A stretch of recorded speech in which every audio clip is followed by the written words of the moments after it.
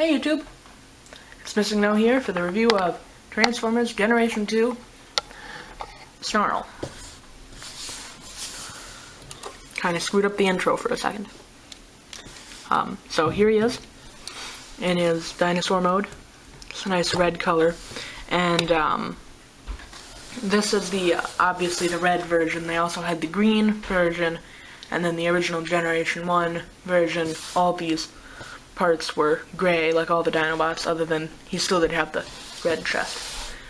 But, so here he is, and as I said before, he did have the red and the green version, just like Slag had a red and a green version, and then Grimlock in Generation 2 had blue and turquoise, I think.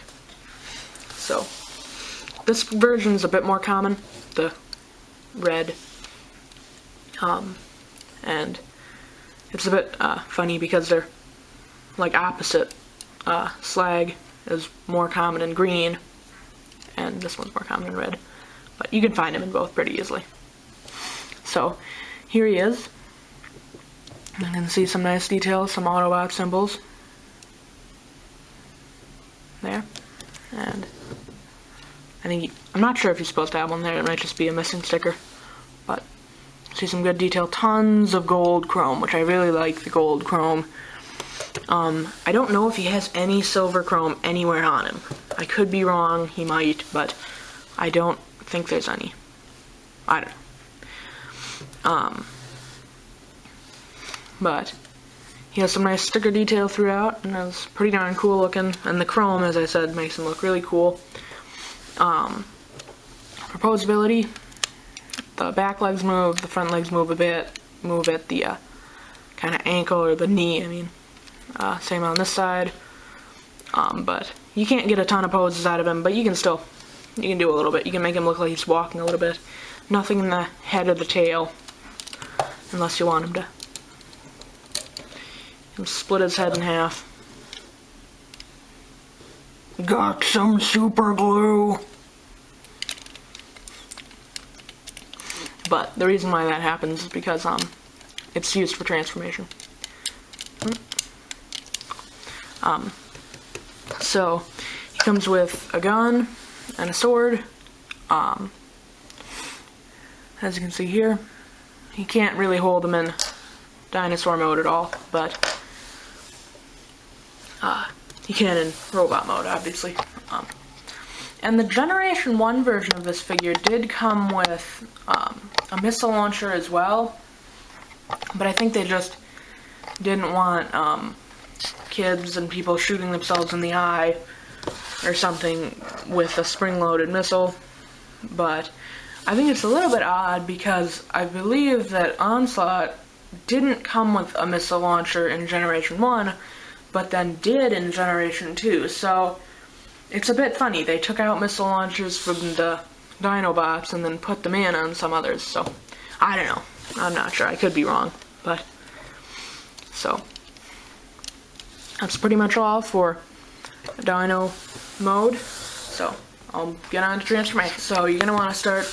Well, I'll just move these out of the way. Get some more room. Okay, so you're gonna want to start by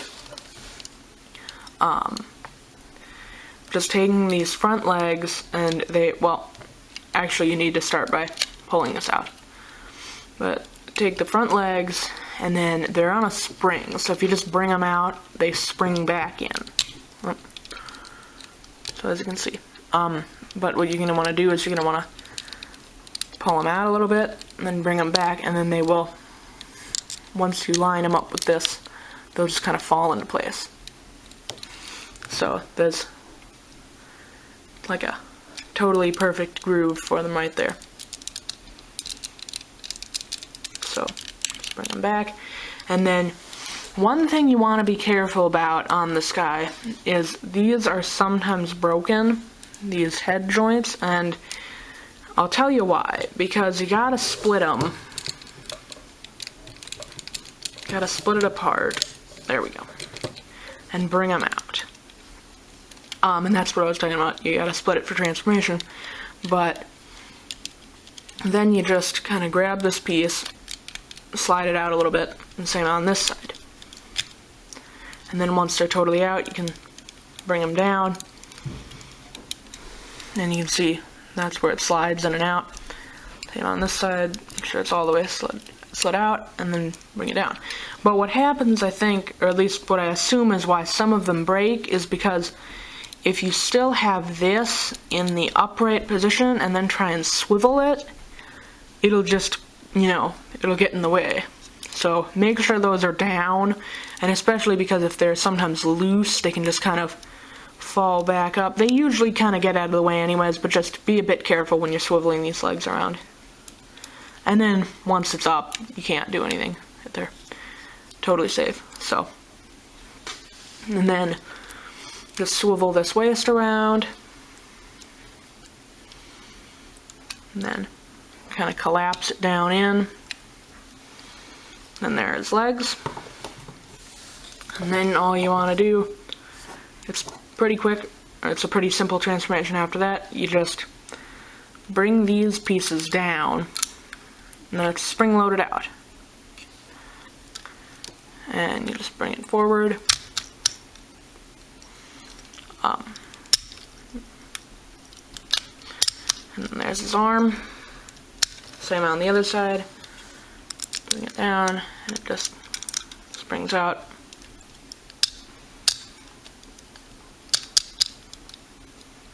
So these you just kind of fold up, they're just there. But they do fold up pretty close and go pretty nicely with the arm and don't stick out too much. And then you just split this back part, which makes it really look pretty cool in my opinion. It looks, it's got a really nice kind of, the spikes are just kind of coming out. I do like that. And then as far as this, what you want to do with this part, just bring it up, and it's on 2 hinges.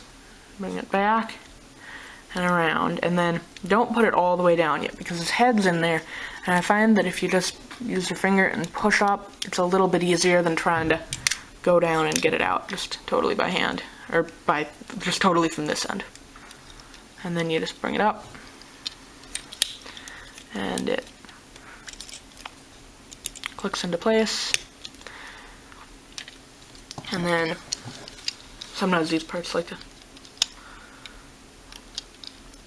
go back in the legs, but just all the way back down, and there he is in robot mode. So pretty easy transformation.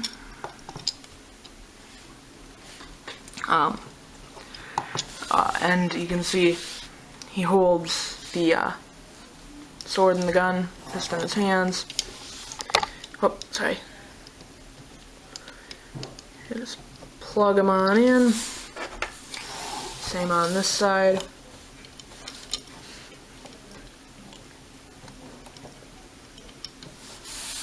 And then there he is with his weapons. And what I was saying before about I wasn't sure if the Generation 1 version was able to hold 3 weapons was because these obviously are just held in the hands, but I think you might be able to plug the missile launcher into here. I don't know though, so you might not be able to. I don't actually own the Generation 1 version of this figure, but I'm pretty sure this is fully compatible with the missile launcher, so if you happen to have it... Sorry, these hips are going back in. So if you happen to have the missile launcher, I think you can hold it and everything. But as far as posability, arms go up and down. The legs can go a little bit back and forth, and you can bend at the knee. All the way around for transformation, so you can't get a ton of poses out of him, but he looks pretty cool anyways.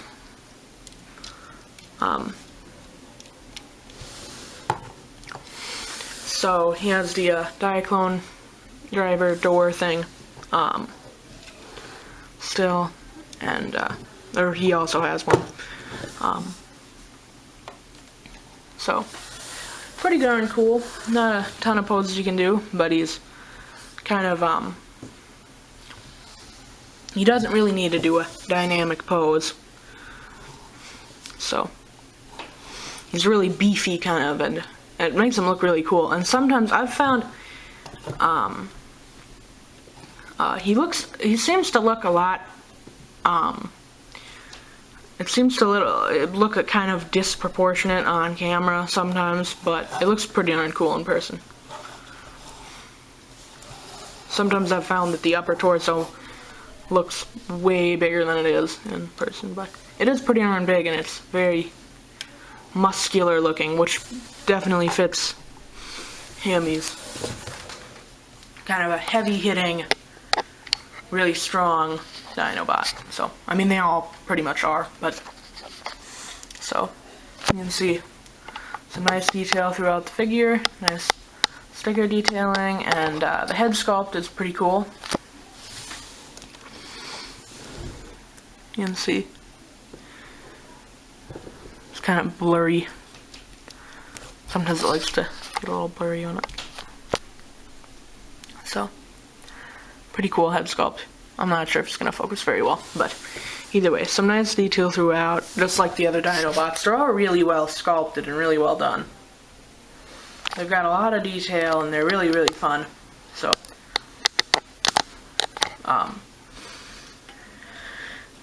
yeah, that's pretty much all there is to say about him.